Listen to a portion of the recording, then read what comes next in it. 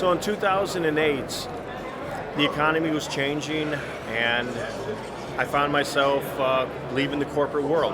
One of my very good friends was a mechanic, and we were at a motorcycle show. They had a Mac Tools booth there, and he brought me over. I had conversations with Mac, filled out the paperwork, had conversations with a few of the other tool flags that service my area, decided to go with Mac Tools, and that was 2008. Here we are, 2022. We got 14 years on the road, got 12 more to go, and I made the right decision. So it was basically, I was tired of working for somebody else. I was tired of following directions from people that may or may not have been qualified to give them, and I was tired of companies getting bought out and downsized, and I wanted to make sure that when Friday came, I was happy about how my week was ending, not dreading that visit from HR. So 12 years in, 12 years to go, we're pretty happy with where we're at.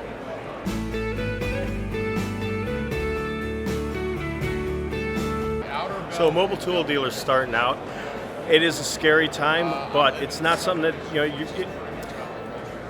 you're not the first one to do this. So as the mobile tool dealer starting out, you want to work with your district manager. You want to build a good rapport with your fellow distributors, both within your flag and in your area, because that's how you're going to keep track of who in your area might be a rip-off artist or who in your area might be a good customer. It's always a good idea to keep a good rapport with everybody.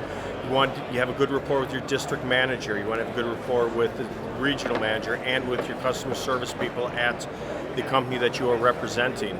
And as a new distributor, what you want to be doing is take care of your customers. That's the biggest thing. Take care of your customers. Be consistent. Be there. Make sure they have your number, and that's really what it is. This is about service. We don't sell tools. We sell service. Tools come with it. We're selling ourselves, and that's what you need to do to be successful. Be genuine with your customers. Don't lie. Don't blow smoke up their keisters, and just be yourself, but be honest and take care of your guys.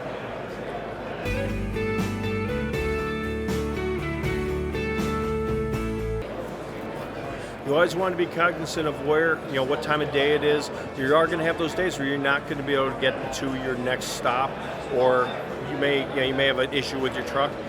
Take advantage of your text messages. Have your customers' info in your computer or in your contact list on your phone. Make sure that you have at least one ATEC in each shop that you can contact, so you let them know, because that's courtesy, because they do grow to expect you to be there. So if you're not going to be there, send out text messages. And also, if you have your customers set up on your payment processor, ask them, what would you like us to run for you this week? Because you might be having a truck issue, you might be having just a day that just went crazy and all of a sudden you're an hour behind. But the payment still needs to be made. So make sure you keep in contact with your customers and let them know what's going on. And if there's an issue, they'll let you know.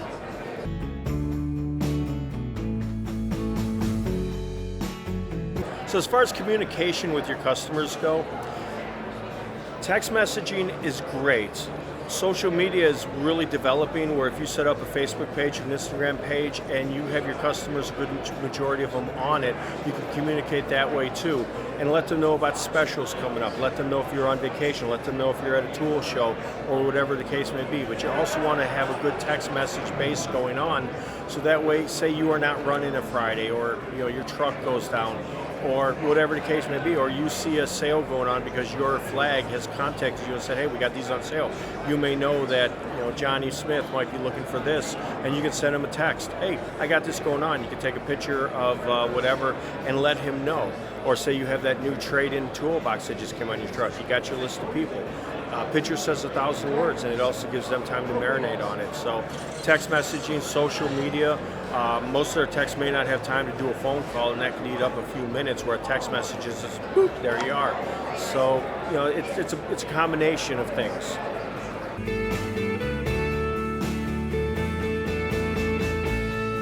So the question comes up, how do you stay up to date on the new tools and the new technology that's coming up? There's a lot of ways to do that. One of the best ways that I've always found in 14 years that I've been in business is I read professional tool news.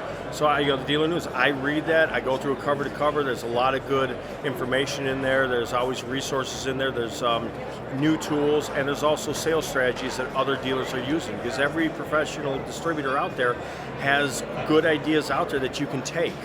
And that's one of the good resources. And our good resources, you're dealing with your district manager, you're dealing with your corporate, you're dealing with your tech services of the company that you represent. You get as much information as possible. You get that all together, and you learn how to use the product. And the most important thing is talk to your customers. You're in a dealership, and you got the guy who's the diesel master in the shop. Talk to him. Hey, what are you using for this? What are you using for that? And they may come up with a dealer-specific tool that you can then cross to something different, or they may come up with a hack that works real well. So keep it open with your customers. Let them know what you're looking for, as well as providing what they are looking for. And between that and the magazines, and there's a lot of good resources out there to keep educated.